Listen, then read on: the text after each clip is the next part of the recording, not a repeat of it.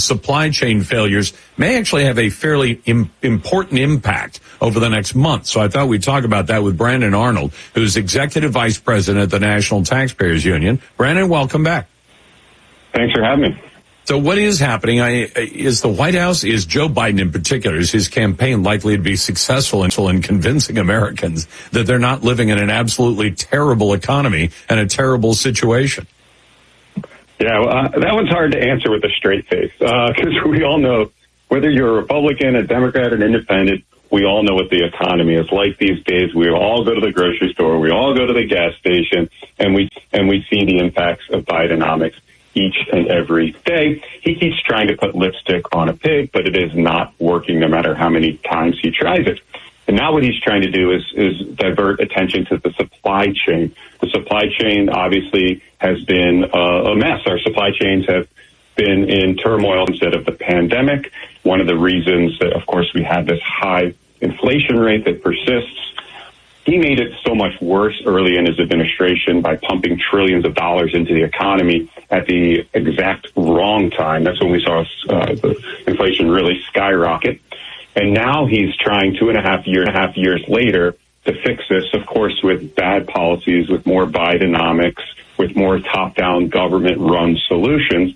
And again, it's almost like a punchline. He just keeps trying the same thing over and over and expecting the results somehow to be different. It ain't going to work. And an awful lot of what's going on really does go to the federal government. It goes beyond state government. So when you have different rules for how goods and services are brought into the United States and then distributed, that's really in the purview of the federal government, isn't it?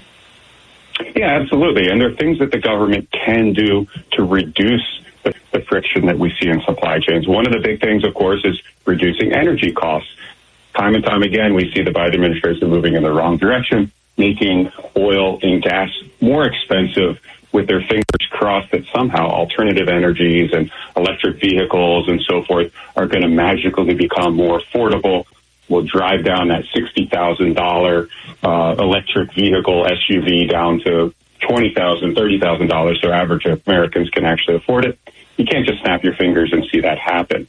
So energy costs, huge factor in the supply chain costs, and labor costs too.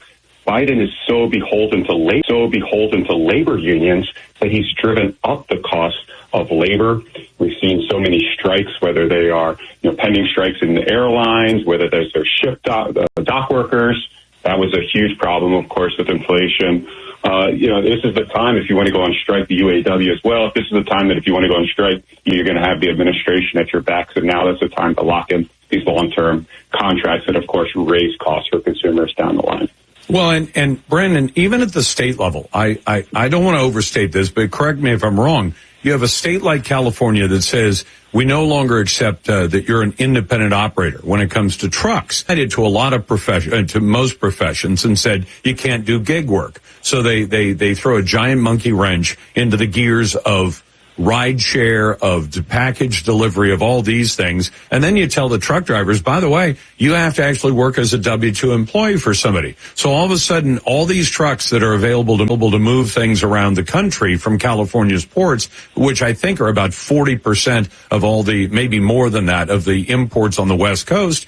And then you say, but the trucks to actually haul it away from the West Coast to where it's going, the drivers can't come into the state because they're not independent operators. And then we'll put some limits on the kind of truck you can be driving. Certain trucks aren't even allowed to enter the state of California and literally can be ticketed and parked by the side of the road, told you can't even move that truck now. And the federal government, you'd think, would have a say-so in that under the Commerce Clause. Say that affects interstate commerce. California, you can regulate whatever you want within your state, but the minute you start to get into interstate commerce, you're getting into an area you are constitutionally forbidden to get into. And all these goods won't move effectively to the rest of the country. And the federal government has a role in that. And Pete Buttigieg especially, who seems to have done a really terrible job as transportation secretary. Yeah, it's almost comical to have a separate trucking system for California and the rest of the country. But you're right, that's exactly what's materialized. And obviously that creates ridiculous costs that are passed down, once again, to consumers, because we're the people that always pay for this nonsense. And what the administration ought to be doing, like you said, the Commerce Clause, was included in the Constitution for this very reason. So you couldn't have states imposing their will on the rest of the country, creating bad laws or even good laws, and forcing them onto other states. So absolutely, that's what the federal government ought to be doing.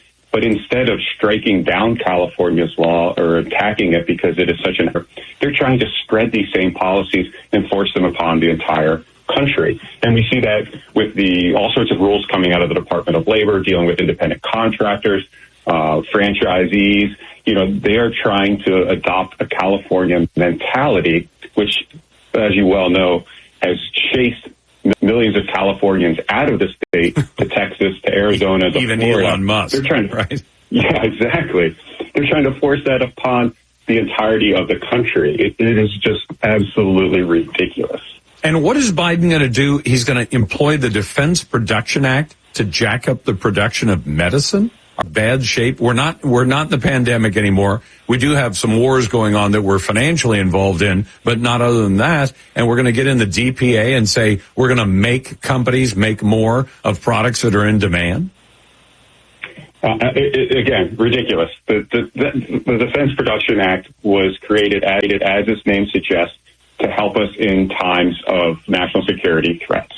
So we need to turn those factories that are making butter into factories making guns in order to protect our national security. We do that. During the pandemic, this was utilized, again, to increase the production of things like ventilators and whatnot that hospitals needed. But now there's no threat. The only threat that Biden sees right now is the threat of losing next November. It's just like tapping into the Strategic Petroleum Reserve, which is supposed to be utilized for national security circumstances, major natural disasters, and so forth. He began to tap into that because gas prices were too high, and he was taking a hit politically. This is the same philosophy. There's a perception that pharmaceuticals are too high. Let's use the force of government to try to drive down those costs. I don't think it'll work, first of all, but let's try to give people what they want, give them all this free candy heading up into an election. He's hoping that improves his political standing.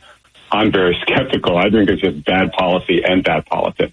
Well, I think it is too. And Brennan, frankly, if wage and price controls actually worked, I'm not a fan of them. I want the free market. They would have worked for Nixon, except that was a long time ago. And now Joe Biden is trying to imitate both Nixon and Jimmy Carter at the same time. Yeah, good luck with that. With all due respect to our past presidents, failed policies are failed policies. Price controls don't work. He's trying them left and right. He's trying them particularly with regard to pharmaceuticals. We saw that in the Inflation Reduction Act, taking this basket of products. And, we see all the academic research that says the same thing over and over. History tells us they don't work. What they do is result in fewer medicines. Even his administration mentioned that. When you apply price controls on pharmaceutical products, you get fewer new medicines. Absolutely right. That's Brandon Arnold. Supply